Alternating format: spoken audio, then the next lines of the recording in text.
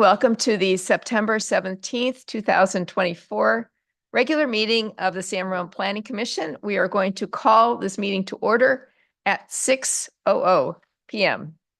Item number 2, roll call. Can the recording secretary please conduct the roll call? Commissioner Ahmed, Commissioner Alpert, Here. Commissioner Wallace, I'm all alone, but I'm here. Vice Chair Curtis, Present. and Chair Kuznick. I am here. All right, item 3 is the Pledge of Allegiance. If you all stand and join me in the Pledge of Allegiance, please. I pledge allegiance to the flag of the United States of America and to the republic for which it stands, one nation, under God, indivisible, with liberty and justice for all. Okay. All right, moving along, we have item number 4, public comment or written comments. At this time, members of the public may address the Planning Commission on any item not already on tonight's agenda. If you would like to speak, please fill out a speaker card located in the back of the room and submit it to the recording secretary. We will not be taking any public comment via Zoom.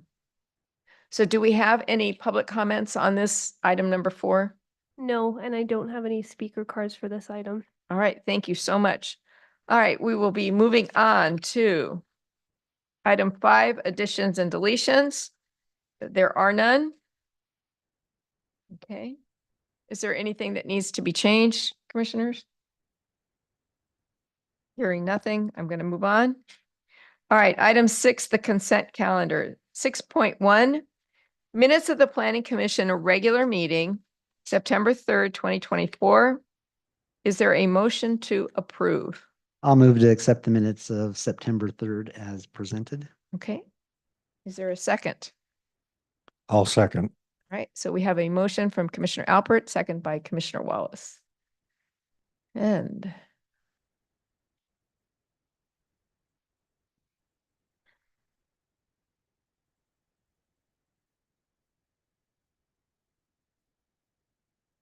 all right, yes. Okay.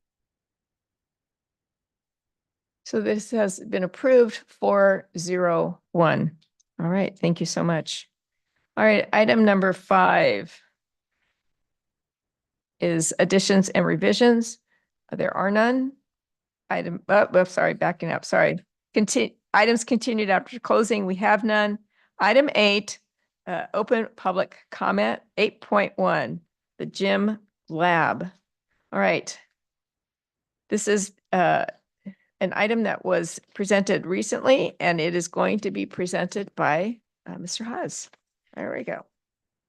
Good evening, Chair Kuznick, Commissioners. I have no presentation this evening. I'm just going to verbally recap where we left off on the August 20th meeting. As a reminder, this is the Lab Gym Development Plan Amendment 2024-002 and Land Use Permit 2024-0001 to establish a fitness/health facility at 2600 Hooper Drive. Where we left off last time, again, this use is looking to establish the fitness and health facility and establish the outdoor workout area and within the parking lot to amend the site plan. The action tonight would also revoke the existing minor use permit for the studio land use. Provided in your staff report this evening is the resolution that reflects the direction of the Planning Commission from the August 20th meeting, identifying the on-street parking allocations, as well as support of the outdoor workout area. Our recommendation tonight is that the Planning Commission open the continued public hearing, receive the report, take public testimony, discuss and deliberate, and if appropriate, adopt Planning Commission Resolution 04-24, revoking the prior minor use permit application and approving the proposed development plan amendment and use permit applications. Okay, very good. I have members of the applicant team here if you have any additional questions for them this evening. But again, as you see in your staff report, there have been no changes per the direction of the commission. Excellent. Before we open public hearing, gentlemen, do we have any clarifying questions for either our staff or for the applicant? Seeing none. All right. Let me go ahead and open the continued public hearing to receive public testimony. Do we have any speaker cards? Should I gavel that? Oh, I didn't gavel the meeting. No speaker cards. Okay. And nothing, no written comments. Not for this item. All right, very good. All right, so the public hearing part is closed. Gentlemen? Okay. Review the project and decide on the resolution and conditions of approval. Okay. Usually we go through the resolution bit by bit. Is that pleasure of the commission here tonight? Okay. So we are moving to page 11 on our agenda packet.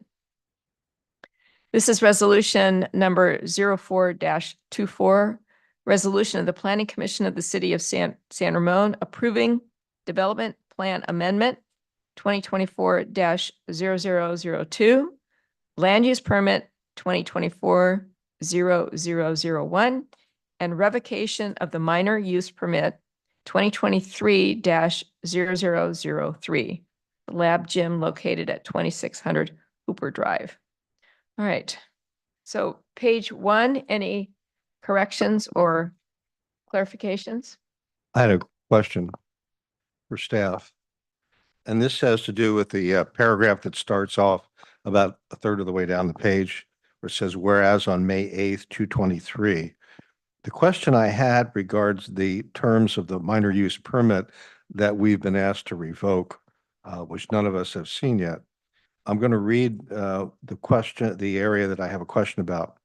It starts on the third line and says, quote, with one-on-one personal training with a maximum of 15 clients at any one time and no outdoor workout operations within the existing 5,630 square feet, close quote. My question is this: did the use permit specifically say that no outdoor operations were allowed? Yes, none Okay. of the applicant's materials provided sorry, can you hear me? Sorry. None of the applicant's application materials indicated an outdoor workout area, and it was not specified in the approvals. Well, it's really, my question is sort of the converse of that. Did the use permit say no outdoor operations were permitted? Or was it just simply silent on that point? I believe it was silent on that point because the outdoor workout area would have required a development plan amendment application, which was not applied for, and therefore the operations were limited to the interior space of the building. Okay, so I would request that we strike the language and quote, no outdoor workout operations, close quote, because that wasn't specifically addressed in the use permit itself.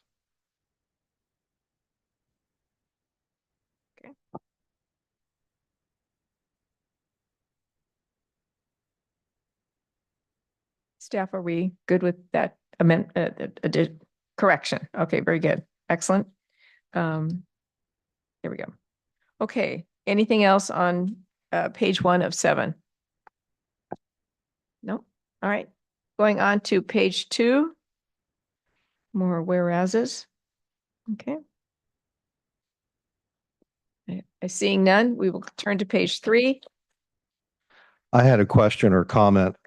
It starts on the first paragraph at the top of the page. Now, at the bottom of the prior page, we made a finding that it was appropriate to use the parking spaces on street to allow the applicant to meet its revised parking requirements. Given that we found that to be the case, I don't think that it is either necessary or appropriate to have any of the language on the top of page 3. As you recall, we had a discussion at the hearing whether the Planning Commission ought to make a policy interpretation of that portion of the specific plan that's quoted in the resolution. We declined to do so.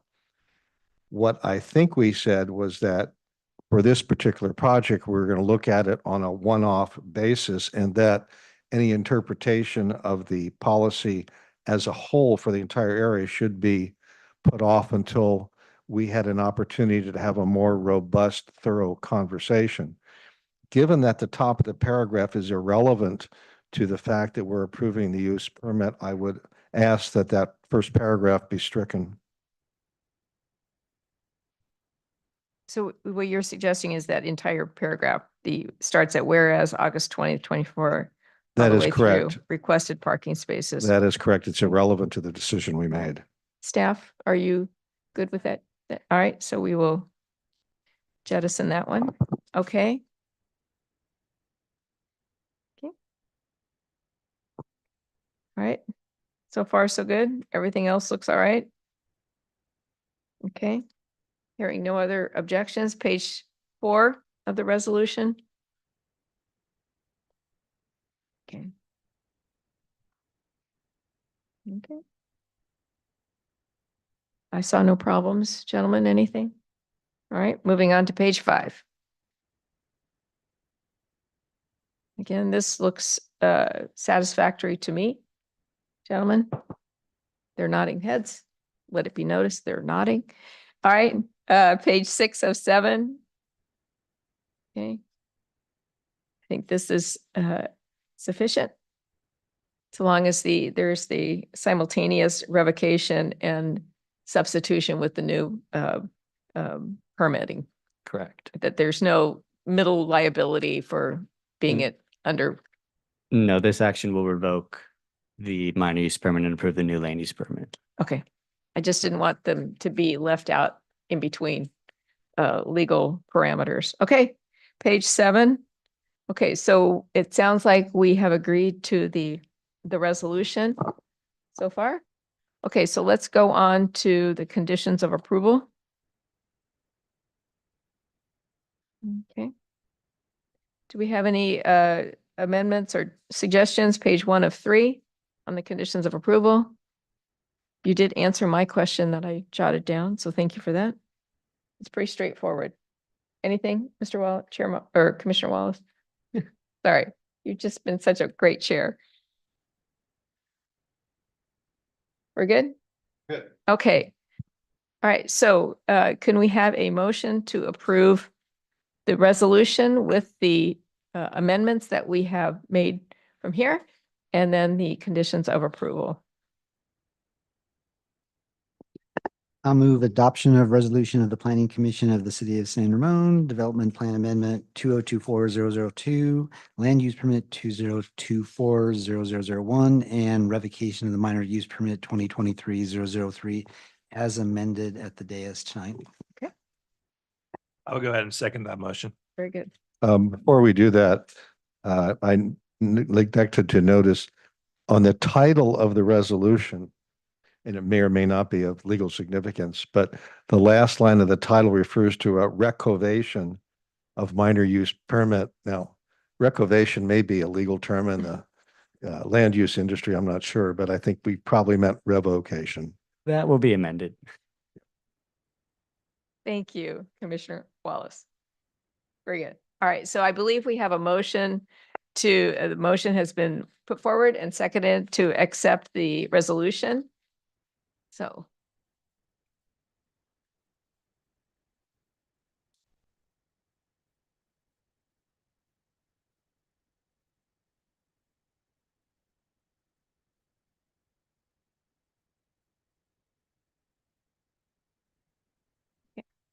So the resolution has passed 401. Thank you. Thank you.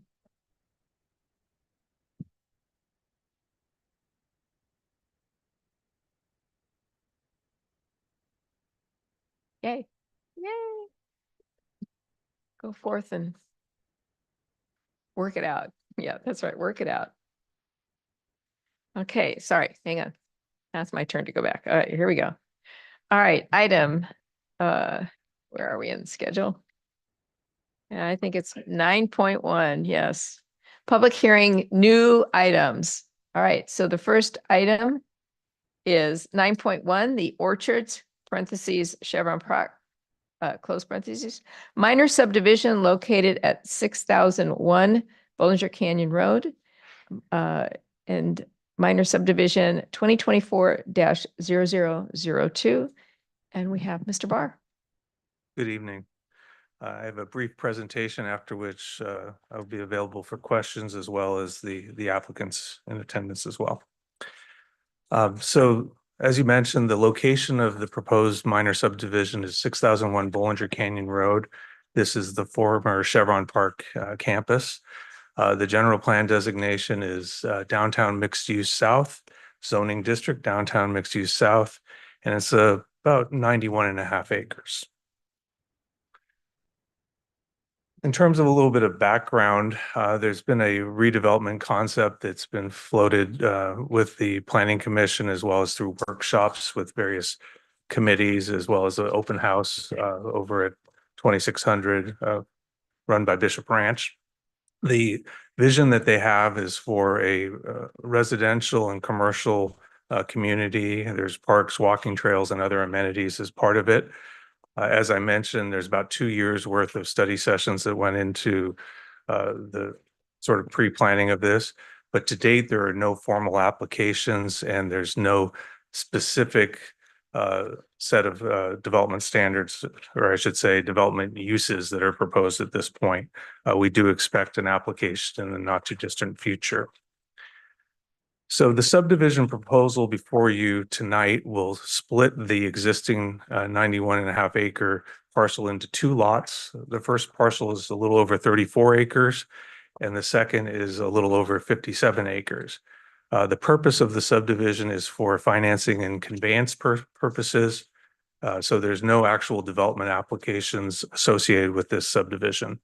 And the proposed minor subdivision is exempt under section 1513 of the CEQA guidelines for minor land divisions. So here is a enhanced parcel map showing the split between the 2 lots.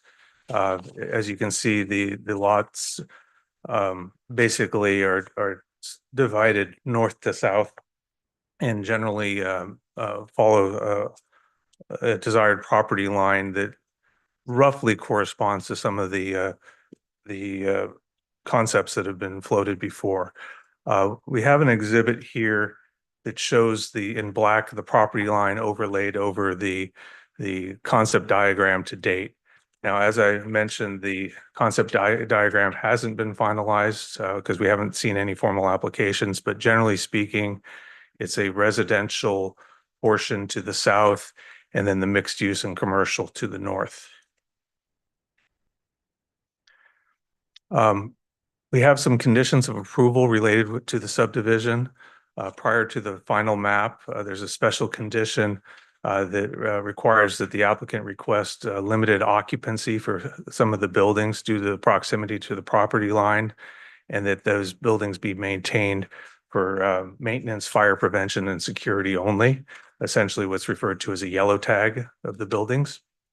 There's also a requirement for a deferred demolition agreement for those buildings, and then demolition cross easements to facilitate the removal of the buildings.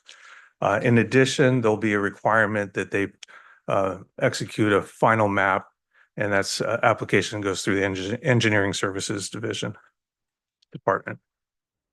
So at this point, we're asking that you receive the staff report and presentation, open the public hearing, close the public hearing, and then discuss the proposed parcel map and adopt resolution 0524, subject to the recommended conditions of approval. And that's my presentation. Is is the applicant wishing to say anything? No? Okay, very good. Is there clarifying questions? I have a few. First question. What we're being asked to do is approve a tentative parcel map Correct. because this is less than 5 parcels being created. Okay. Correct. Could you walk us through briefly, once the tentative parcel map is recorded, what happens next?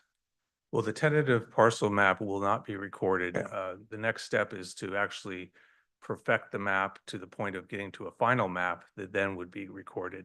So they have to produce the required access easements and Okay. address the conditions that we've laid out prior to going forward to city council does the final action on maps. Okay, all right. I'm And sure then- I'm and sure then- they're thrilled about that. And then it would be recorded with the county. Okay. On page 52 of our packet, there, and I'm assuming that this portion of our packet was intended to be part of the exhibits because it references the tentative parcel map. And my question on page 52, pardon me if I pull out my magnifying glass, it says that the map was approved by the zoning administrator. Now, what you're asking us to do, I think, is for the commission to approve it. That's correct. Typically, a parcel map is approved by the zoning administrator. In this case, we should modify the exhibit to recommend planning commission. Okay, I appreciate that. Thank you. Now, I'm going to skip slightly ahead because this is a question, not really a comment. And this has to do with the resolution. Sorry, I'm talking into my magnifying glass.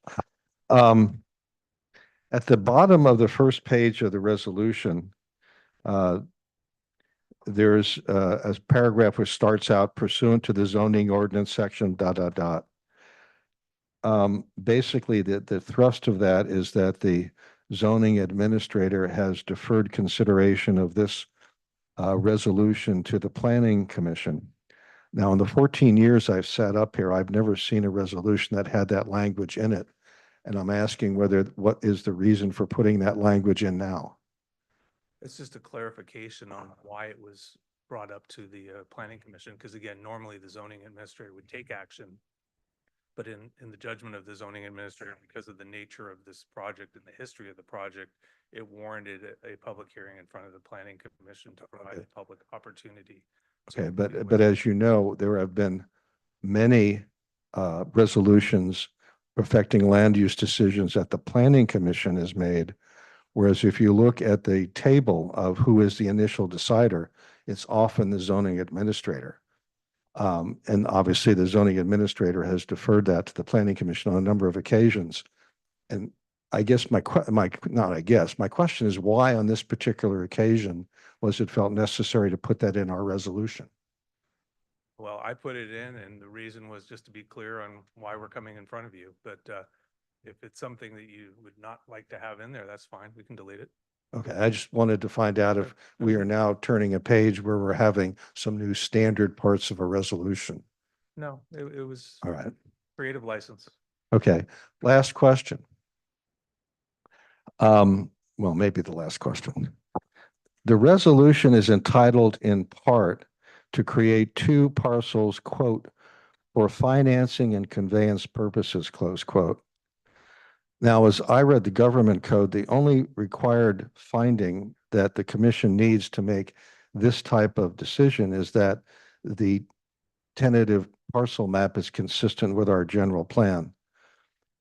If we delete the term, quote, financing and conveyance purposes, close quote, does that affect the legality of the resolution and the subsequent parcel map?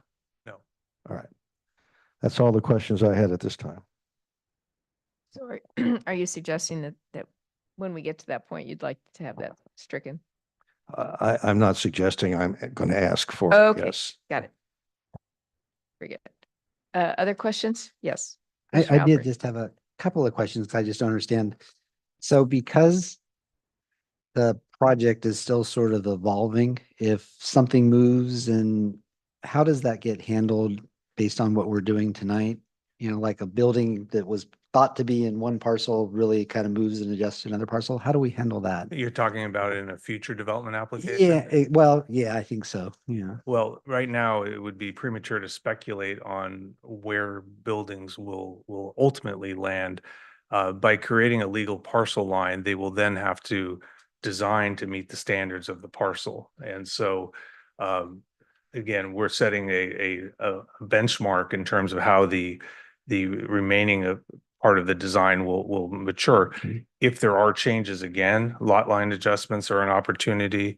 And I would expect farther into the process, you'll see probably a full map for. So the process does project. allow if a building needs to move 4 feet across the line, there's a process The to be able to process to handle deal that. with it, Okay, yes. perfect. And then the second question I had was part of what we've seen in the orchard includes things that would cross over both parcels like trails or walking paths and things like that.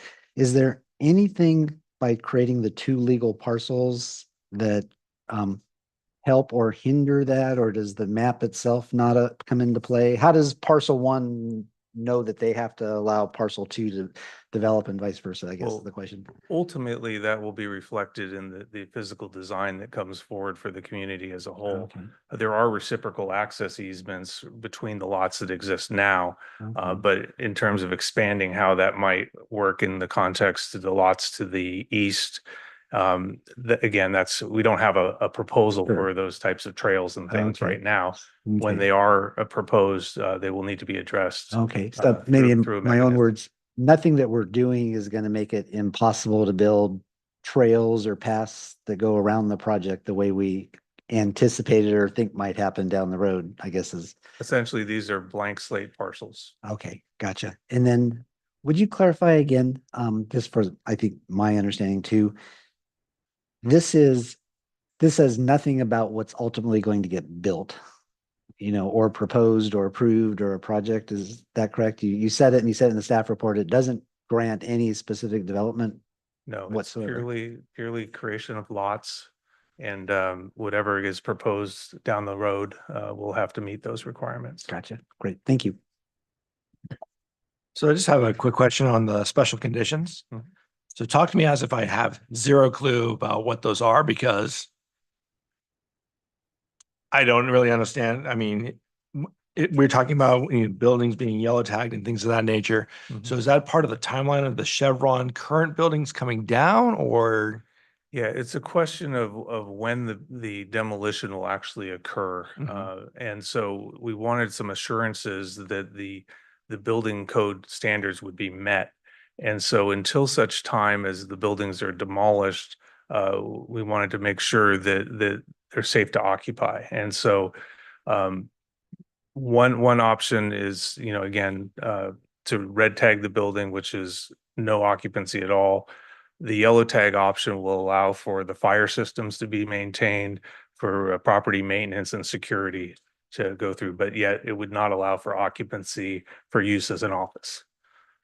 So just for clarification from my part, is the idea, or is there a timeline where only part of Chevron's coming down first and then the rest of it's gonna be maintained since the parcels are being separated in terms, I mean, that's what I'm trying to figure out, because if you're splitting them up, Well, because if you're building on one part first, let's say closer to Bollinger Canyon, and then you still have the buildings in the back, I would hate for the, not that they want to do this, but it's like, we built the front, we're not really sure we want to build the back out, and we're just going to leave those buildings there.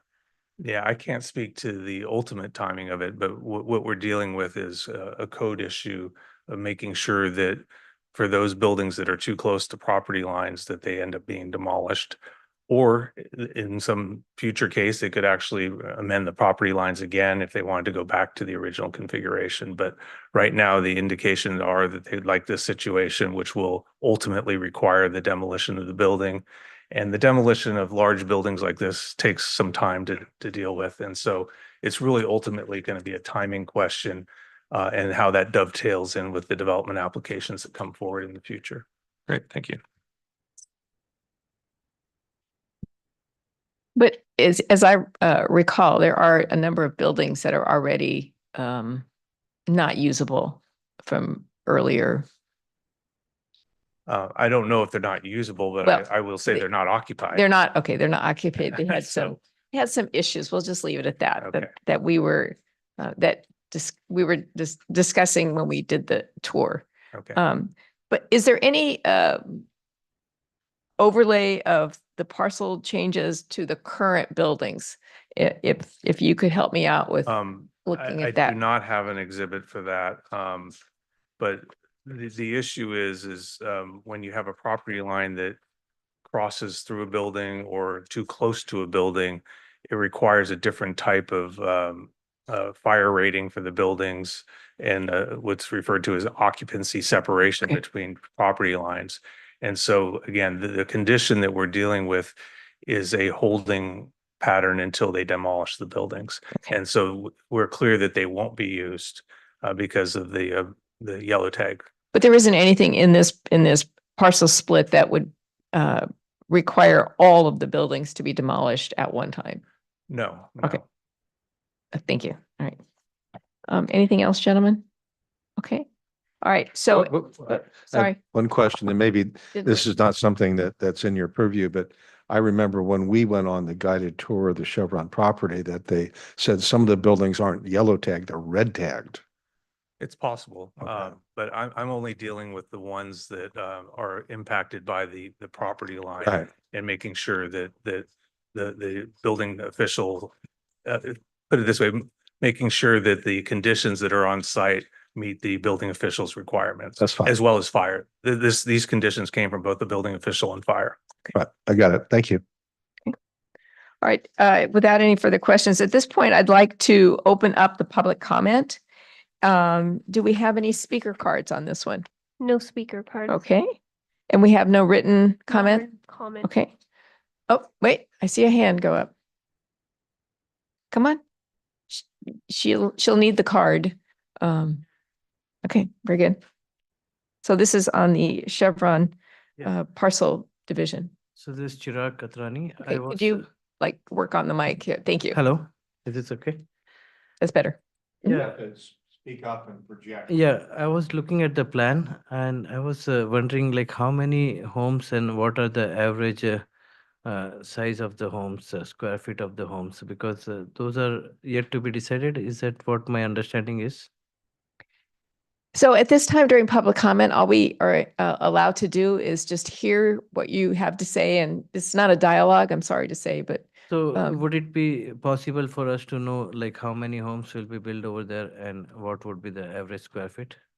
And if, when, kind of? staff, would you like to be able to deal with this? Well, let me let Lauren off the hook. Yeah. We've had several different public hearings on this project going back to the beginning of 2023. If you look at some of the material, and I think it's on the website, you'll see that how the property was divided among the various housing types is listed, and there are basically an approximate Mhm. number of housing units depending on the scenario. So in answer to your question, that'll be your best source of information to answer your question. I did look up before I came, so I did look the history of since 2022 it's going on, right? Sounds about right. I Yeah, couldn't sounds find about this right. info, so I asked. Okay. I'm sure the staff would be happy to take a email or a call. Thank you. Thank you for asking the question. Appreciate it. Okay. Thank you. Any other public comment on this, the splitting of the parcels? Okay, I'm closing the public comment. Okay. All right, gentlemen. Comments before we move on to the resolution? Shall we go through the resolution? I'm on page 47. This is our usual protocol. 44. Okay, my bad. Got it. Thank you. I'm ahead of myself.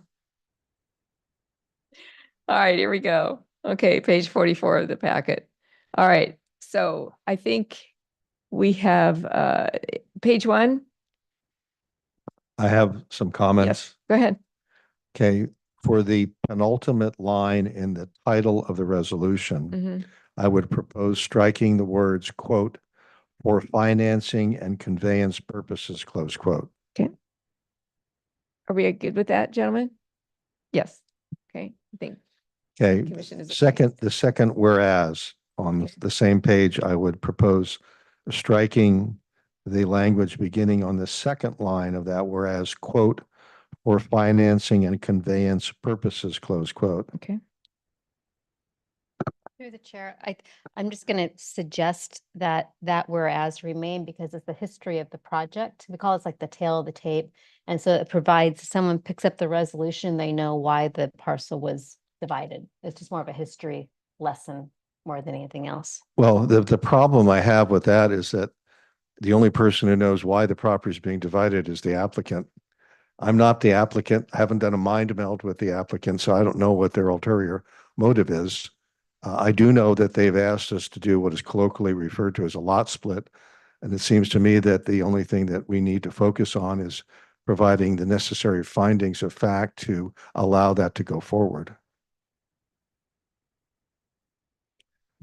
It's the commission's discretion, but I just, sometimes planners will come along and do a history research, and it makes it easier if there's some basic information contained in the resolution. I would suspect that those people probably have your phone number and Lauren's on speed dial. Through the chair, I just mentioned that the project description actually says for financing and conveyance purposes as well. So it's in the record. The title is, but that's not something we have to follow. Let me move on to, for the penultimate paragraph on page 1 of the resolution. I would propose striking the words, quote, because the proposed application is for the purpose of financing and conveyance, close quote. I think that's irrelevant, and I will point out that the following portion of that paragraph mirrors the findings that are on page 2 of the resolution, which provides the necessary finding that the proposed minor subdivision is consistent with the general plan. I would also move to strike the last paragraph on page 1.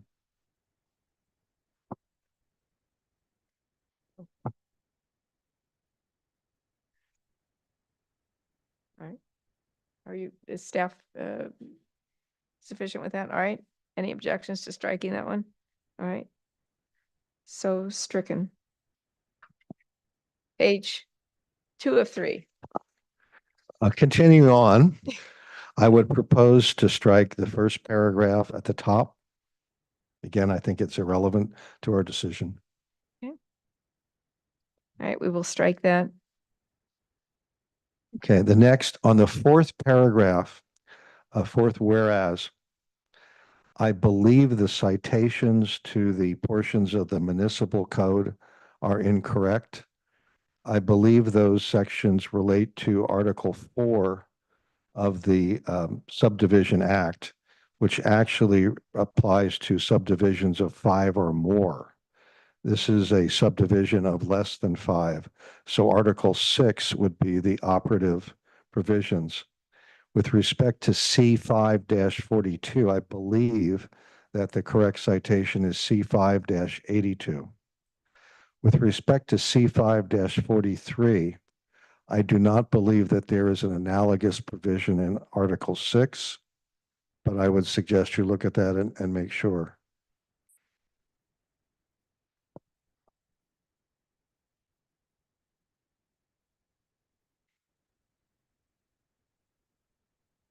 That's all the requested changes to page 2 of the resolution. I'm looking to my left, and I think Ms. Chamberlain's feverishly looking this up. That's okay. All right, we'll come back to that one. Okay. I don't. I believe one of them was regarding noticing and the other was procedure. Okay. Would you like to go to the, oh no, that is the 2 of 3. The next page is the findings. Okay. While that perhaps is happening behind the scenes, can we go to the conditions of approval? I'm on page 47. Any changes on either of those 2 pages?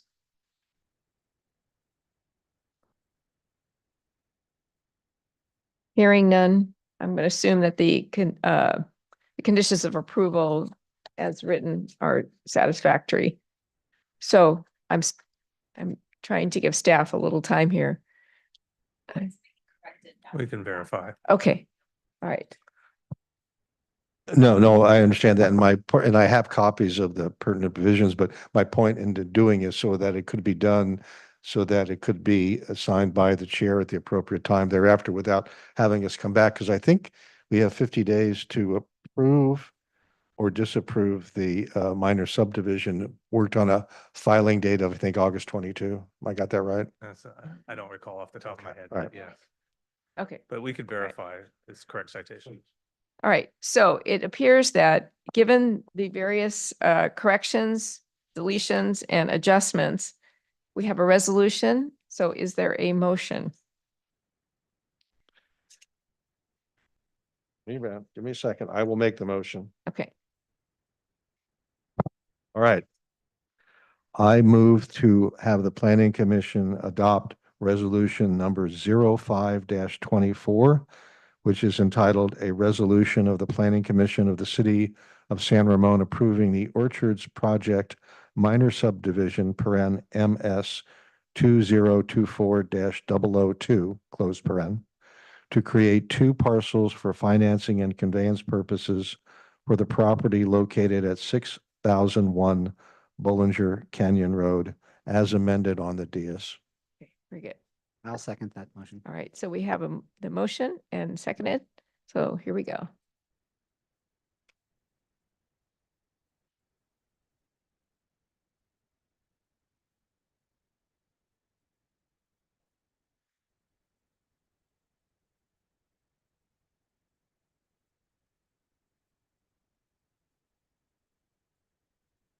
All right, so the resolution has been approved. The vote is 401. So thank you. And thank you, staff, for the corrections or adjustments to the resolution. All right. Next item, let me turn my page here. Okay, item 9.2, zoning ordinance text amendment. And we have the fair and lovely Annalisa. Good evening, Chair Kuznick, and good evening, Commissioners. Tonight, we will be reviewing a proposed zoning ordinance. Excuse me. I hate to break into your presentation, but as we were discussing beforehand, the acoustics in this chamber leave something to be desired. So for a speaker up there, you need to do one of two things, or maybe both. One is to have the microphone fairly close to your voice so that we can hear it, or two, you can practice your projection. So tonight, we will be reviewing a proposed zoning ordinance text amendment. And the applicant is requesting an amendment to the city center mixed use and downtown mixed use south land use tables to allow commercial recreation facility outdoor land use, including tennis and paddle courts. And here we have a map of the CCMU and DMU south zones shown in burgundy and dark purple. They're bordered by downtown mixed use north to this north, single family residential to the south, community, commercial, and Highway 680 to the east, and the Iron Horse Trail and Parks and Recreation Zone to the west. And so the General Plan 2040 acknowledges a growing consumer preference for specialty shopping environments that include leisure amenities. Commercial recreation outdoor land uses would contribute to a mix of uses within existing and proposed retail centers and support businesses by facilitating additional foot traffic and community engagement. And recreational sport activities would offer another form of enjoyment within commercial recreation facility outdoor land use. And so recreation is referenced across multiple definitions in the zoning ordinance, including commercial recreation facility outdoor and sports and active recreation facility. We are proposing to amend the definition of commercial recreation outdoor land use to include the sport and active recreation facility definition shown here. This would allow sport-related uses where outdoor commercial recreation uses are permitted. If approved, the revised definition would incorporate the changes shown in red. Non-commercial sports and recreational uses would continue to be regulated under the sport and active recreation facilities land use. The text amendment would also revise Land Use Table 2-6 to allow commercial recreation outdoor land use within the CCMU and DMU South zones, subject to approval of a use permit before the Planning Commission. And approval of a use permit would be subject to the required findings in the zoning ordinance, including but not limited to a review of operating characteristics and compatibility with the existing and future land uses in the vicinity. And so with that, we ask that you receive the report and provide feedback to staff and forward the recommendation to the City Council at a future meeting if appropriate. And the applicant is here to answer questions as well.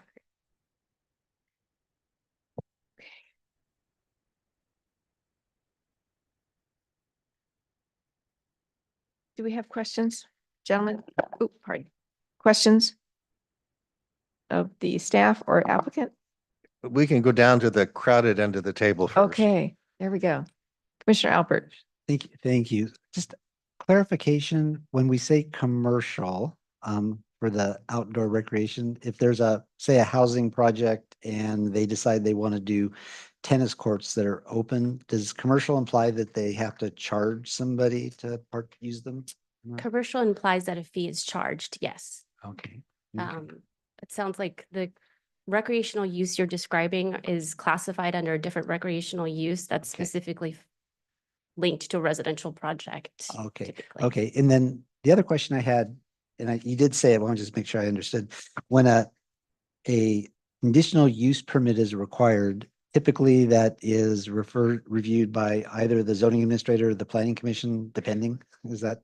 What we're proposing here is to allow the use subject to approval of a full use permit. So any project that wants to bring this land use to these zones would require a use permit, and we would have a public hearing before the planning commission for approval Okay. or, a Okay. decision. In the findings that you mentioned said compatible with next door, with neighbors or the area. So if hypothetically someone to propose something really obnoxious, it would have to go before the planning commission before it was approved. Is that, not that you would approve it, ask to do anything obnoxious, but, Yes, Yeah, yes, with the the planning type of commission would public- have to make the same findings outlined in the zoning ordinance for minor use permits and use permit. great. Thank you. Thank you.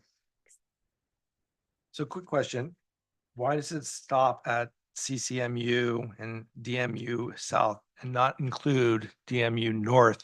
Considering that they're all connected and there could be the same kind of use over in that way to create foot traffic further down or further up, I should say, in the walking district. So this, the applicant has applied for the commercial rec outdoor land use in these specific zones. Staff is actually, we're looking at expanding into other uses as part of the work plan that we would bring before you for consideration at a future date. So is there a specific ask, I mean, the applicant and so forth, are they looking at building something currently and that's why this is coming up now to us? I would let the applicant answer that Okay. question.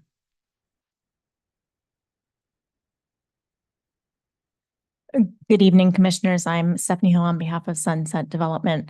Commissioner Curtis, to your question, we have received a number of inquiries from commercial outdoor recreational uses and see this as a potential opportunity to use some of the parking lots that are within DMU South as well as city center mixed use to create vibrancy and put uses there while we wait for future development to occur.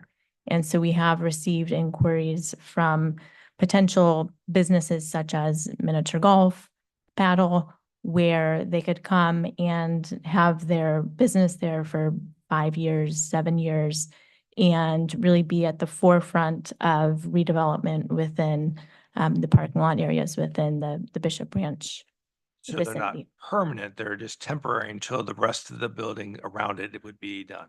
That's currently the proposals that we've received are really short term. They would not be a 20-year type of tenant, but they would be essentially a pop-up of 5 to 7 years while we wait for development to occur.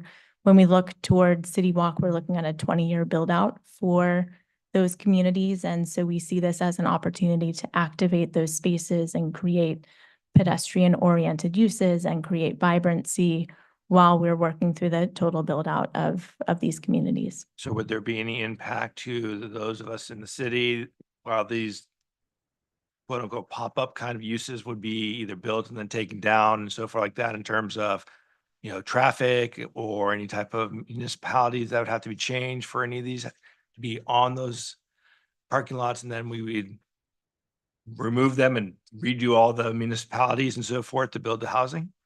So all of these would have separate applications, and what we're asking for tonight is the ability to look at these uses within really city center mixed use and downtown mixed use south. And all of these would come with a formal application, not dissimilar from applications that are happening elsewhere within City Walk and DMU South, and all of that would be evaluated as part of a project approach and an approval that would come to the city. Thank you. I have a quick question in terms of the commercial does imply a fee. Now, is this a standing monthly charge, like a membership, or it would be a per use? Now, obviously, I suspect that miniature golf would be a per use, but if you have a tennis club, that might be a different fee-based product. Absolutely. That's going to depend on who the businesses are that locate and put in their applications, whether it's a monthly fee or an hourly fee, or it's a class pass concept where you buy 10 passes. So a variety of different fee structures could be implemented as part of the business, depending on what the nature of the business is. Okay, thank you. Commissioner Wallace? You know, I can't think of a thing that would be better for your townhouse portion of Chevron Park than a miniature golf course. I'm really disappointed. I have some questions of staff, though. Here's the first question. Couldn't we accomplish what you're seeking to do by adding 2 sentences to the table that appears in your staff report, table 2.6, and you just add the words under the heading recreation, education, and public assembly uses, the words, quote, commercial recreation facility hyphen outdoor, close quote, and the words, quote, sports and recreation, active recreation facilities, close quote. Wouldn't that accomplish the same thing? It would for this specific application, but in looking at the bigger picture, one of the things we're looking at is adding more sports recreational uses to the commercial outdoor recreation facility land use definition. And so that's something that's for your consideration tonight as well. Well, my consideration at this point is you're asking for a text amendment now, and we should do that based on what you've asked us for, as opposed to what may come down the pike. Because if you want to amend the zoning ordinance later on to provide for other activities, that we can take it up at that time. But it seems to me that what you're trying to do in the resolution here is to create a lot of verbiage where you only need to add 2 sentences to add these 2 uses to those 2 specific areas in the park. One other question I had is this: do you have the staff report in front of you by any chance? I do. Great. Okay. On packet page 58, where you have the boldface commercial recreation facility outdoor, that's about 4/5 of the way down the page. The second line says, quote, where a fee is charged for commercial use, and you have the word commercial use highlighted, which, as I understand it, is how you want to change the glossary, which appears at the end of the zoning ordinance. But if you turn to the page in your staff report that refers to the glossary you want to change, which is packet page 66, you haven't inserted the word commercial where it says a fee is charged for use, close quote. I was wondering why that's the case.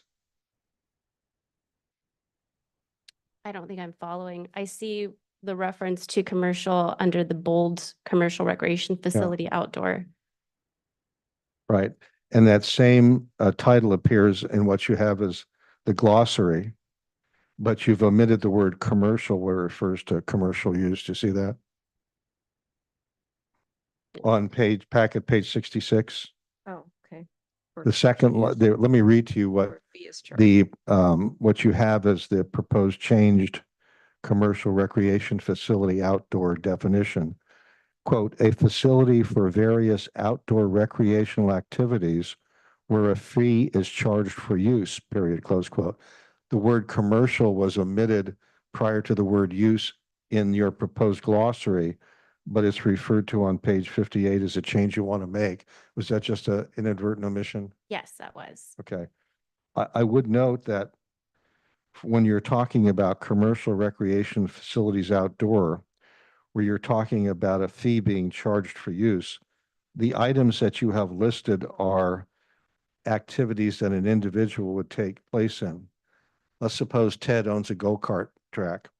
Bob shows up with his daughter and wants to ride the go-karts for $10. the fee that's being charged is paid by Bob, but he's not paying for commercial use. He's paying for recreational use. Ted is paying a fee to the city for having a business license and everything else.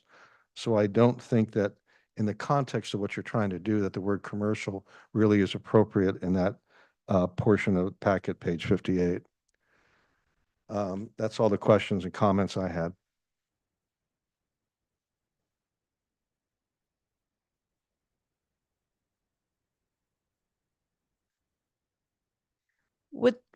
The commercial use require a business license Yes.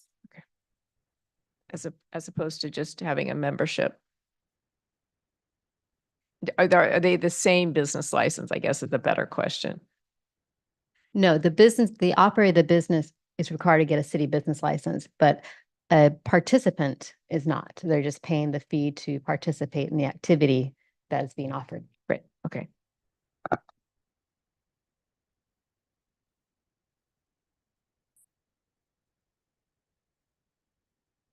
Sorry. I'm going to go back to Commissioner Curtis's question. Is there any compelling reason that this addition is not extended to the mix MUX, the MUR, and the DM North areas, other That's- than they just didn't ask for it? That's something that we'll be working on and come back to you at a future date with. But for this specific application, we decided to stick with the applicant's request of just the 2 zones for now. If I can interject a bit. Sunset is the applicant because it owns City Center Mixed Use and also DMU South, otherwise known as Chevron Park. The other areas that you're talking about are not owned by Sunset. I don't know that they could be an applicant to change the zoning in an area that they are not owners of. All right. That's an excellent explanation. Thank you. Okay. All right, any other clarifying questions? Okay. Apparently no, here again. Okay. We're going to go to public comment. You're off the hook. All right. Do we have any speaker cards? No speaker cards for this item, but we did receive written comments from Sherry Siverman. Okay. All right, thank you. So noted. All right, so we have opened and we will then close public comment. Gentlemen, discussion, and then we'll figure out what we're going to do with this. Let me start. I do not have a problem with the concept that's being proposed here. As I said, I could hardly wait for a miniature golf course over at Chevron Park. I'm glad that you brought up that this is a temporary fix to use the parking lots, because in looking at the map before I came here, I'm thinking 5-story apartment buildings, miniature golf course. I'm not sure how that works. But I understand what you're trying to do. This is a long-term proposal. You're going to make use of the parking lots. I don't have a problem with that at all. The problem I have with the resolution is not where it's trying to go, where it's trying to end up, but how it's done. As I said, I think that this whole process can be narrowed down to inserting 2 words in the portion of table point 6 I pointed out. A lot of what's in our proposed resolution is extraneous to that. We don't need to have it in there. We ought to make this simple and straightforward.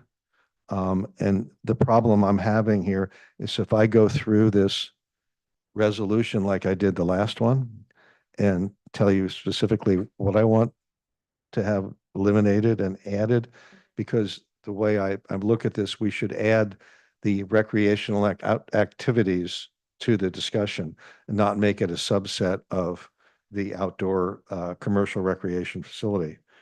Now, I'm prepared to go through this, but it would frankly be a lot easier, I think, to come back with a cleaner resolution that narrows it down to those 2 sentences. So I'm only 1 vote, so. Gentlemen? Can you redefine where you're looking at this, adding this language in terms of the 2 sentences or the 2 words? Well, sure. The first part would be where it refers to commercial recreation facility hyphen outdoor. What I would propose to is to append on that the term that was used for the sort of the alternative, which is sports and recreation active facilities. I'm sure I got that backwards, but that's what I'm trying to get at, is to narrow it down to those two phrases, to use them in conjunction. There are paragraphs that I would delete because I don't think they're really important. I don't think we need a change to the glossary at all, because we're taking the existing definitions and just basically copying them into table 2.6. So there's a lot of changes, and I'm perfectly willing to sit here and dictate them, but it might be easier just to come back with a cleaner zoning amendment. Ms. Yee. Thank you, through the chair. I just wanted to make a clarification in the reason why the text amendment is structured the way it is and the changes that we have in the glossary. The key word is really the commercial component. And when you look at sports and recreation facility or sports and active recreation facility, the way it's defined, it includes public and private facilities, which is typically with a public facility, those generally are not commercial in nature. And so it was actually by design that we identified sports and recreation under commercial outdoor facility, and would exclude then sports and active recreation that are non-commercial as its own separate category. Well, I disagree with your approach. I think that if you're going to have outdoor activities, they should all be put together. The way they're phrased on the active sports is allows either public or private. Now, it may be that the only applicants under this new rubric will be private organizations, people who own miniature golf courses, tennis courts. But I don't think there's anything to be gained by striking out the private and making this more complicated than it is. What if they want to have the city lease space to use for a pickleball court or things like that? This gives you more flexibility. And as Ms. Hill pointed out, what we're talking about is a short or intermediate term plan. And I don't see the downside in making it a little bit more flexible. Just wanted to explain why it was identified the way it was. Ultimately, the commission's decision on how they'd like to clarify that. We were just responding to the application that was received to incorporate the commercial recreation outdoor use that was proposed for these two zones. No, and that's fine. And certainly she's willing to do commercial uses, but hint, hint, public uses are okay too.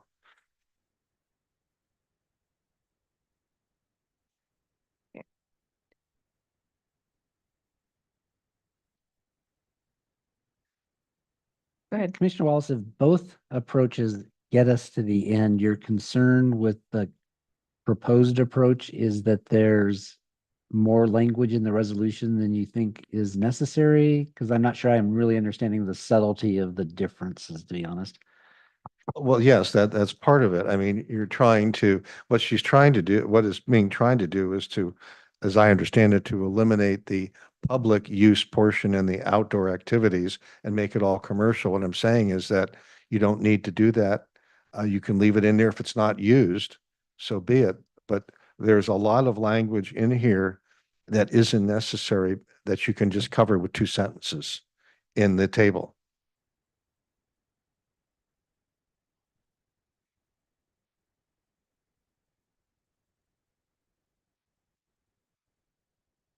Are we leaning towards asking staff to come back with a different version of this zoning amendment? I'm not. Okay. I'm not. But are you concerned it's inconsistent in some way with the way the resolution is written, or is it? I'm trying to understand if there's a issue with the approach, even though there may be you know, a different way to get there. If both will get us to where we need to be, is there a compelling reason to generate more staff work to get there? Well, as I understood it, the reason to try and put the sports and recreation facilities under commercial recreation facilities was that it would be limited to commercial uses, not a public use. And I don't think there's a benefit to be gained by doing it that way. I am more than happy to work out a red line version of this and submit it for another meeting.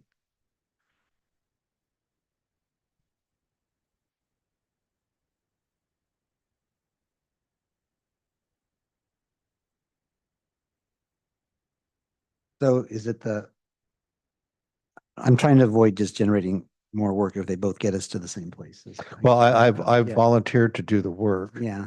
at my low billing rate. That's not cheap. Yeah. Well, I'll let someone else speak. Yeah.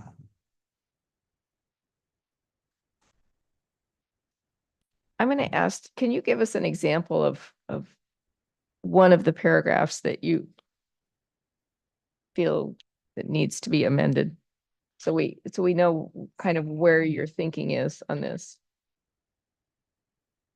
Okay. Let's see. 1, 2, 3, 4, 5. What I would suggest doing in the fourth, 1, 2, 3, 4, fifth, whereas paragraph, we have that I would add, or let me put it this way. Okay. It's probably easier if I did it this way. I think, like, for example, the fourth paragraph can be deleted. I think that the sixth paragraph can be deleted too, because with my approach, we don't need to change the glossary at all.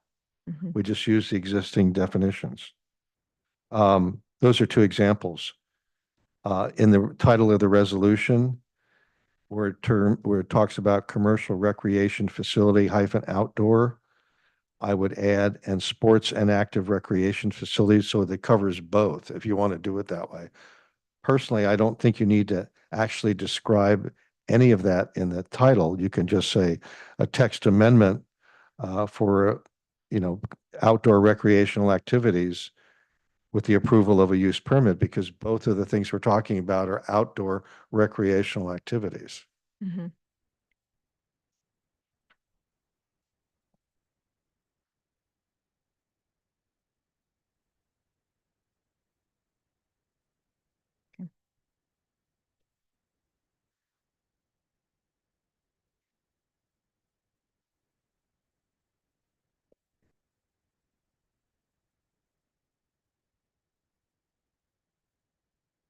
I don't have strong feelings one way or the other, but I am concerned that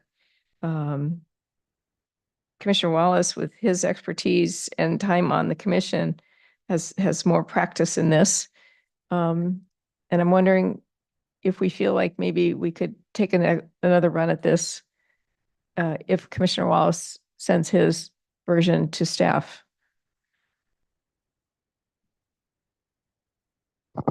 Well, if the question, to the extent the question is addressed to me, yes, I'd be more than happy to send a revised version. It will be shorter than this, I can tell you that.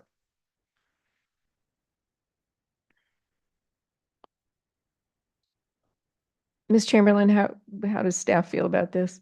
Well, I know you worked you guys, you Yeah, gave us the both- resolution. both approaches get us to where we need to get to. We still have the comprehensive zoning ordinance amendment that will be coming to the commission later this year. Okay. And we do know there is some cleanup that is needed on a number of definitions. So, we could, move on this resolution tonight, get it to council, put this off the work docket. And then as we move forward into the larger amendment with the zoning ordinance in of itself, we could then revisit this issue in more detail. It seems like there's some confusion amongst the commissioners too, as to why the change is needed, if it's needed. Does it get us any further than we need to go? I mean, does it satisfy what we need to do right now, knowing we have a comprehensive update that we're still looking at with definitions in 2 or 3 months. Well, in terms of the timing, I mean, obviously the applicants made a submission. I don't know what their true timeline is for getting it done. You've had inquiries, I understand, for the use of the parking lots.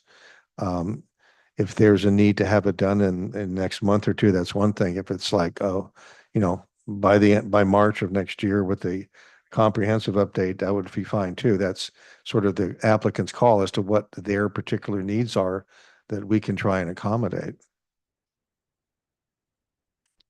Through the chair, the applicant made the effort to file this application, and they were well aware of our timeline on the comprehensive update. So they made a decision to proceed now rather than wait for the normal process to run through. Really want that miniature golf course. Okay. All right, let's try to see what we can do with the resolution as it is before us then. Commissioner Wallace, are you okay in trying to allow for some redundancy in the language?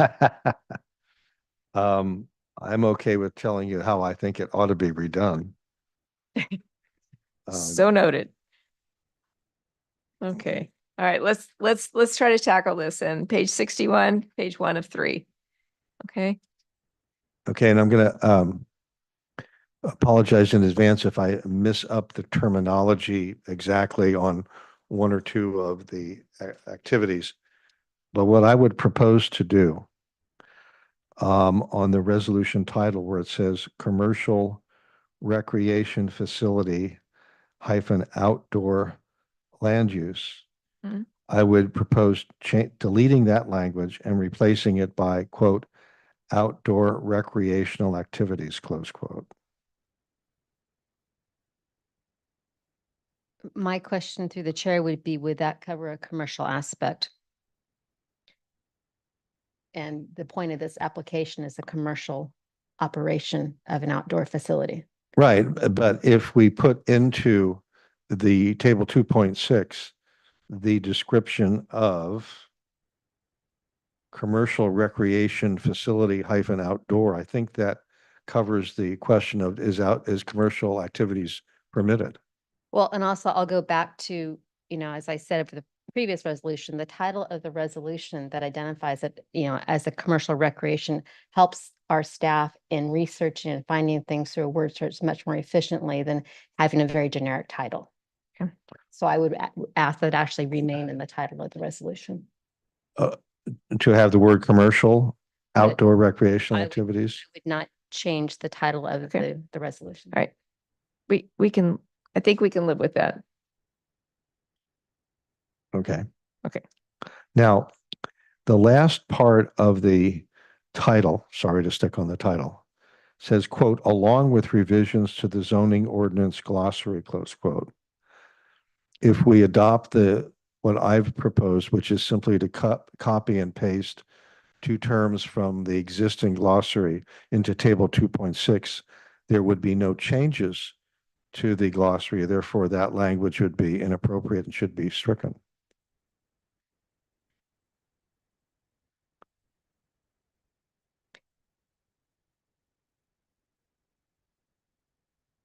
Do we need to specify that it's revising the glossary? Will the glossary get revised if we don't say it needs to be revised? Will the glossary could you repeat that? Well, you're suggesting that the glossary will by default be updated. No, it's just the opposite. If we use what I'm proposing to do, the glossary won't change.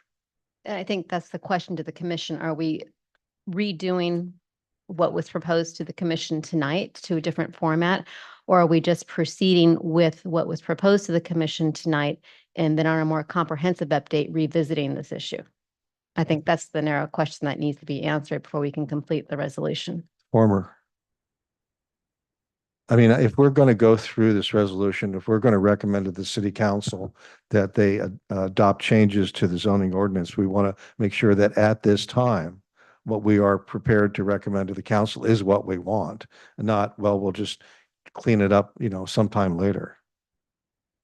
Well, I'm asking for what's the majority of the commission's decision on this? I'm still struggling with the concern. If this was what we adopt tonight, could we live with this indefinitely, or is there something fundamentally that will not allow us to accomplish what we need to accomplish, or what the applicant asked us to do as proposed tonight? That's what if we can't live with it, then I think it's worth the exercise to try and tweak it, although I wouldn't want to change the approach at the dais tonight. But if we can live with it, I would be in favor of living with what's been proposed and the approach. And if the comprehensive update never happens, then we can still live with this. But we do know, although it's not in the resolution and there's no guarantees that a comprehensive update will be done, but I just want to make sure that, can we live with this even though it might be less efficient or more redundant?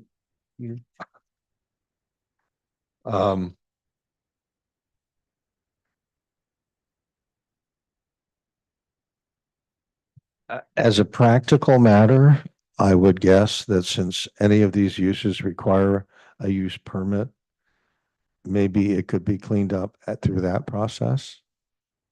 However, as I've tried to make clear, when we pass a resolution, it ought to be clear, to the point, and use as few words as is necessary. This is an awkward way to phrase what we're doing. I mean, if the rest of the commission wants to proceed here and just, make some modifications to the language, so be it. As I said, I'm down here by myself. And we can do it that way. And I guess the first question that I would ask my fellow commissioners is this: the staff's approach on the issue was to make sports and active recreation facilities basically a subset of commercial recreation facilities outdoor. If you want to do it that way, then we can limit the language in the resolution to the first phrase, commercial recreation facility -outdoor, because we will amend the glossary to make the other portion, which is the active outdoor activities, simply part of the commercial activity.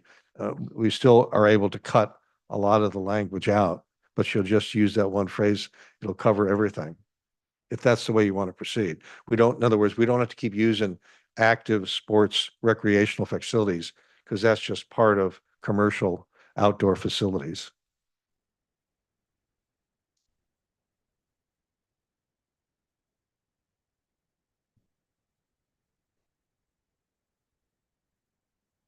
Okay, go ahead.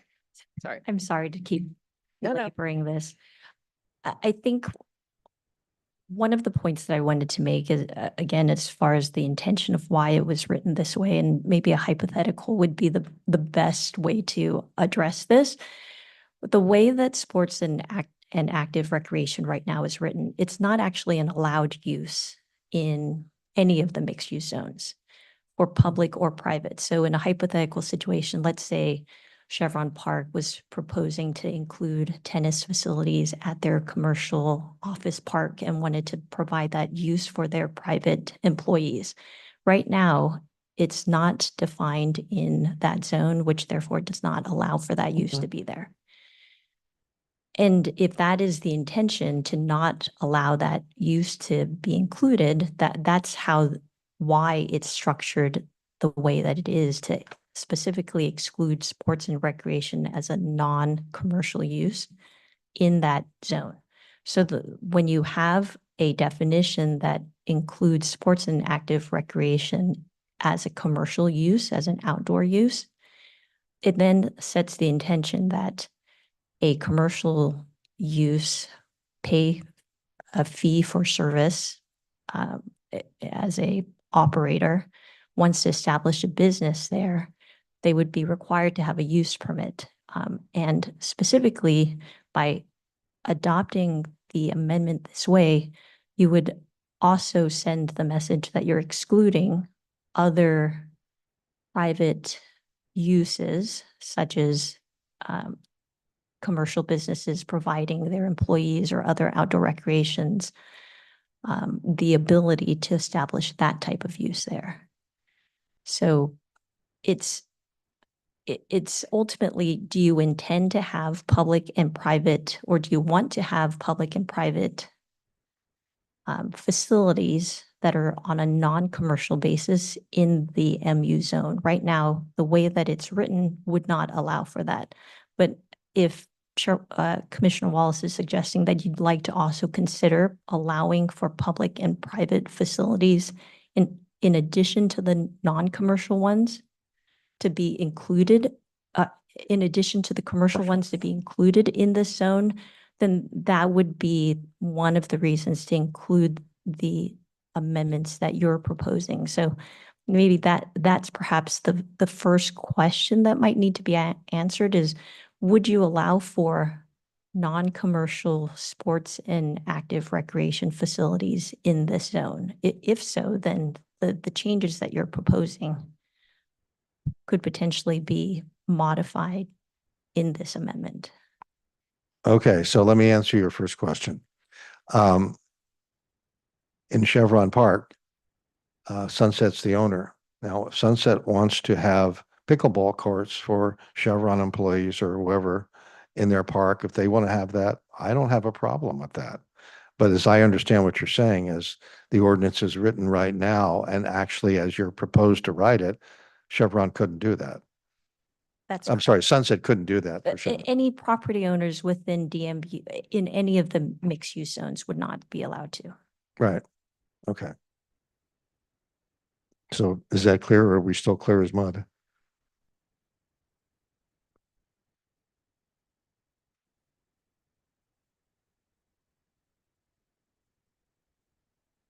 We have a motion.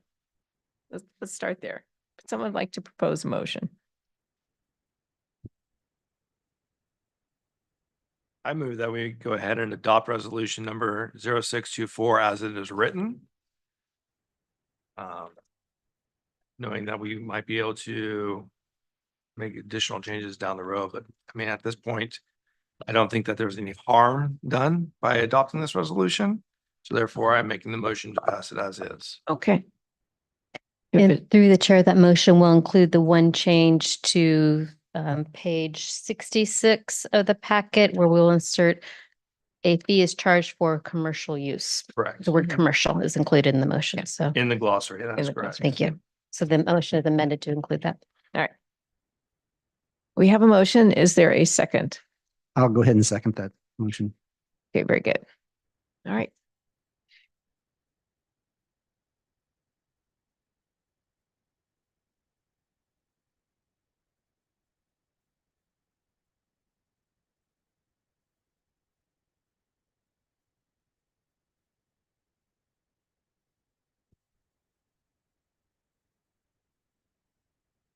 Okay, so the motion is approved. The vote is 3-1 and 1. So there we have it. All right, let me get to my schedule here. Just for the record, my screen shows that it passed 4 zip, not the screen you saw, which actually reflects the vote, I guess. But mine said 4-4, 4 votes for You did vote passed. no, though, right? I did, Okay, which the screen we looked at says that, but when I was looking at Right. the iPad, it said 4 votes for. some voting irregularities. Come Oh, on. it's terrible. We need to have a recount by hand. I'm sorry. Too soon? Okay, let me find out where I am on the agenda here. Apologies. All right. Item number 10, non-public hearing. There are none. Item 11, study session, Commissioner Layers, and then we have item 11.1, implementation of Assembly Bill 1397, processing procedures for use by right. And Mr. Barr has a presentation. Thank you. I'm just going to provide a bit of a recap as to how we got to where we are today. So on February 14th, 2024, staff provided a memo to the City Council and Planning Commission outlining the response to AB 1397 and the approval process. The memo included some context related to the processing of architectural review application for objective standards. That they also discussed that the project's not subject to a CEQA determination. There's information regarding density bonus concessions and waivers, the relationship to the inclusionary housing ordinance, limitations on conditions of approval, and then also a reference to the city policy relating to 100% affordable rental and housing fee waiver. On April 2nd, the staff provided the memo to Planning Commission directly for questions and comments. And we worked through some of the questions at that meeting. Then we went in July 16th, staff provided the year in review, which included the update on Morgan Masonry, which was the use by right project approval. Under commissioner comments on that evening, there was a request to agendize the topic for additional discussion, and to be able to ask clarifying questions and ensure the understanding of the commission, or understanding of the policy for the commission. There was also a reference that the commission commented on the need to ensure transparency in the process and that residents are informed. Likewise, we also presented the year in review to City Council on August 13th. And we did, as part of that presentation, a discussion of the Morgan's Masonry project, which is by right. And then we also provided an emphasis on how we do the outreach through the pending housing project webpage. We also talked about the ability to update the council through the city manager weekly updates, as well as under city manager comments during the city council public hearings or excuse me, public meetings. The council felt that that was a good way to keep the public informed about what's happening. We also have the ability to give update on projects that have been approved in the past. There was really no additional discussion or direction from the council to staff regarding the use by right process or policy. And so that brings us back to the request to come back and agendize this. In addition, staff is moving forward to the policy committee on September 25th, asking for direction regarding amending the fee waiver policy for 100% residential projects to require a concept review for those by right projects that are seeking fee waivers. And so we're trying to build that process into the of a concept review into the fee waiver process. And as some context to that, it works as part of the fee waiver policy because 100% affordable project is asking the city to waive all the impact fees. And so it's not tied to use by right means no discretionary review. This is basically just tied to if you want to ask the city for money and you want us to waive your fees of, upwards almost $3 million of these days on these projects, we want the council to see what you're going to be constructing. And so they know what they're basically waiving fees for. All right, very good. Thank you. All right. Any questions? Does that include comments? I think we will have public comment in a All moment. right, well, but- then I'll wait. Okay, all right. Clarifying question. All right. Are there speaker cards? No speaker cards, but we did receive written public comment from Susie Ferris Intercom. Yes, and we have received that. Thank you. Okay, so we will close public comment. And now some discussion, gentlemen. Okay, I'll start. The whole problem that I raised for the last couple of months about by right approval is not so much that it's by right approval. That's what the legislature makes us do. That's not the issue. The issue is really disclosure to the public about what's happening because by right, as you pointed out, we don't have public hearings. They're sort of submarine projects. As far as I know, the city attorney hasn't brought anything to me that says we could not require a study session when a by right approval project comes in. But I am fairly confident that we could do something like we did on BR7, which is to have a study session where the applicant is advised to come in and talk to us about a particular project. Now, that would solve a couple of different problems. One is it would require as part of our agenda that A, the project would be disclosed, and B, there would at least be certain documents for, as part of the staff report, that would be publicly available to anybody who wants to see it at that time or afterwards, including a description of the project, project plans, and the like. Right now, we don't have that ability to do so. I know that Lauren had talked at the city council meeting on the 17th. I listened to the tape several times. There was only one city council member who commented about the by right situation. I don't know that it's fair to call the city council was in favor of it. I will say in all fairness that no one objected to it at that time. I will also say that my communications have indicated that the council members, at least one, is not fully on board on not having some type of public disclosure of a by right project. Now, I know Lauren had mentioned at the city council that the staff does make what he considered efforts to disclose a by right proposal to the public. One was, it is on the website. As I think I've indicated here and other places, the last time I checked, there were about 26 people who subscribed to that particular website, including me. So there is that means if you're willing to do it.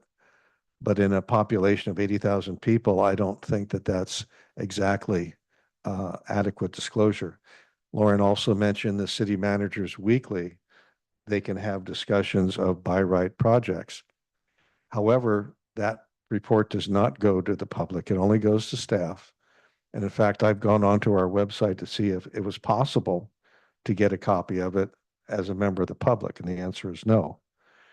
The third way was city manager comments at city council meetings. Now, there is a portion of the city meetings whereby the city manager does make comments at the end of the meeting. The subject matter of those comments is never agendized, so no one would ever know that this particular project, a particular by right project, is being discussed. Now, what I thought should happen is really what we did at BR7. To have the invite the applicant to come in, talk about the project. Staff will be there to answer questions.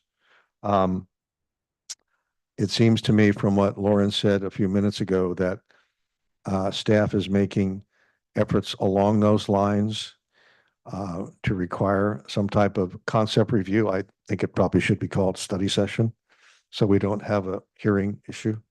I think that's a reasonable first step. The problem is that, as you know, to qualify for by right approval, the applicant only needs to have 20% affordable units. The ones we've had so far, the one that was processed at Morgan's Masonry is 100%. The one that was filed last week by Eden Housing was also 100% affordable housing. But that doesn't mean that an applicant can't come in on a 20% and go for by right approval.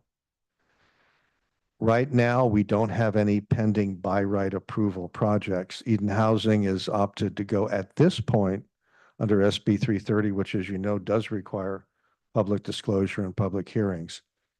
I suspect at some point that Eden Housing could decide to go by right, but that's speculation on my part. At this point, I'm not going to ask the commission to take an affirmative action on whether we should have a study session on by right projects as well. Staff is going to the City Council Policy Committee next week to deal with this issue.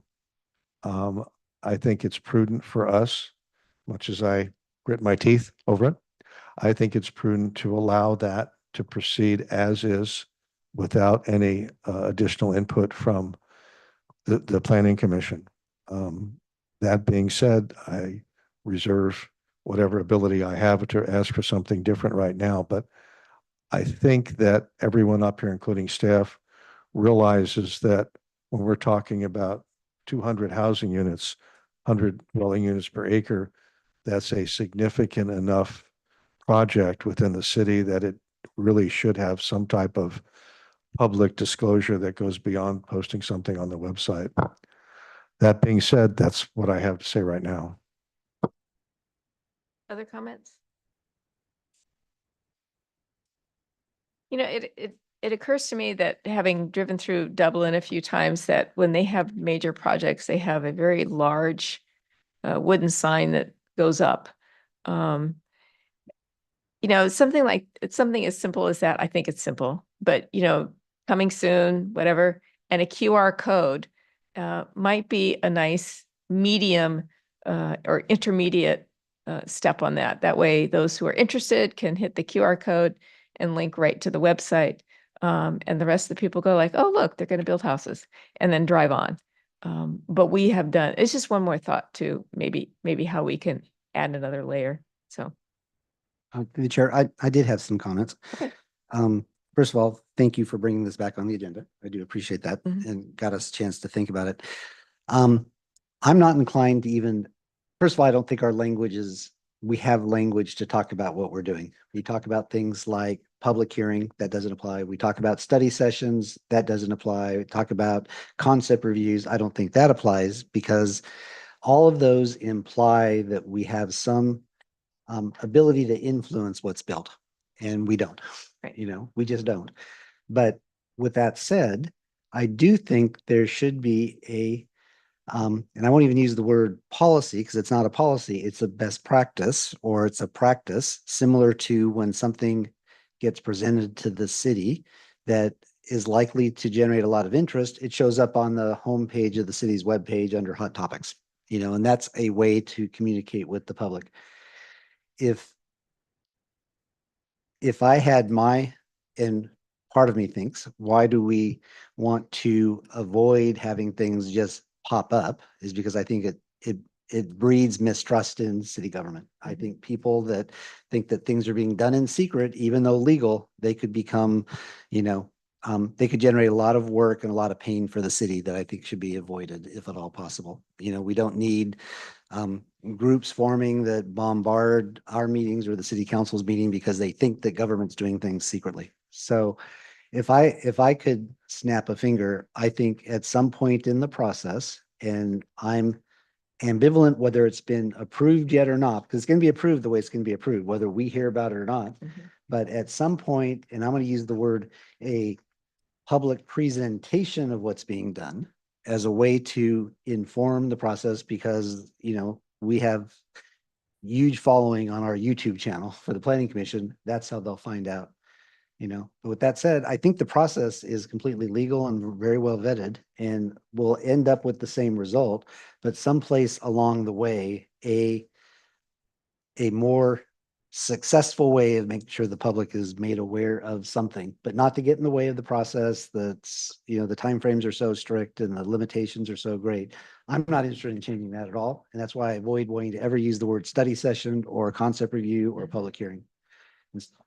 That's my 2 cents on the way the process, I think, should be enhanced, you know, just through a practice, not a policy, nothing that's so limiting as that. That's just where I come from. Commissioner Curtis, any No. comment?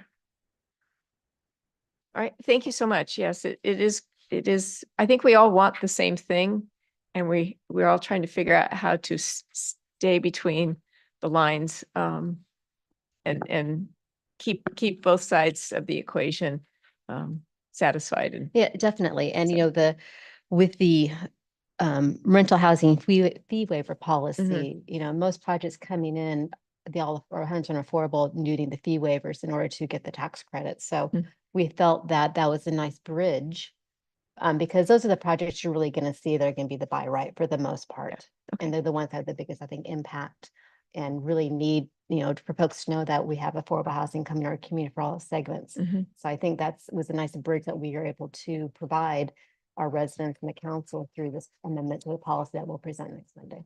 that's Excellent. And we're very pleased with that as well. Okay, so we have an opportunity for Commissioner liaison reports. Do we have any, gentlemen? There must have been a meeting. I have one. Go ahead. Me too. So go ahead. So last night I attended the Open Space Committee meeting. The most interesting that came out had to do with money. It turns out that by the time the Faria project is fully built out, which probably is next year, I think, that the open space CIP fund, which can be used for acquisition of real property and presumably easements, things like that, will have about $3.3 million in it.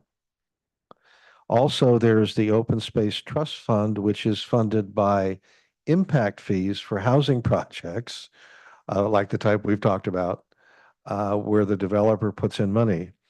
Now, probably by next year, there'll be about $300,000 in that fund. So we do have money in the Open Space Fund. The question is, what can be done with it that benefits the city? I know there's some people that would like to use that money for projects that are not exactly contiguous to San Ramon, Tassajara Valley, and places like that. That's probably not something the city council would be terribly enthused about. But we do have the money. It's coming in from the projects, and all the projects we're working on right now will generate money for the Open Space Trust Fund, at least. We don't have a projection for that fund yet, but we probably will have one probably in about a quarter. So that's the good news, that we have some funds available for future use to preserve the open space around the city of San Ramon. Great. Thank you very much. Go ahead. And last week I attended the Architecture Review Board. It was the primary topic and the one that lasted the most time was at BR1 next to Belmont Village, and the south part of that lot, there's a 2-acre park planned. And so Sunset presented a concept for that. The most telling thing is David Gates, who we all know, said that this is a 90% great project park. So for him to say that, that's pretty good. And then of course they spent the next hour talking about things they'd like to see different. But anyways, with that said, we're likely to see that in, I think, the next, not too distant future. And they did share that this park will come online sometime next year, prior to and before the related apartments building is complete. So that as Belmont Village comes online, there'll be a park there that will be available for those residents, and we'll just be there. But I think it'll look really good when we see it at our future meeting. Great. Great.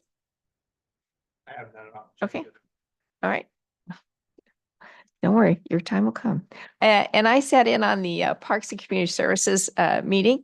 And I just want to say they did a review of the Art and Wind Festival.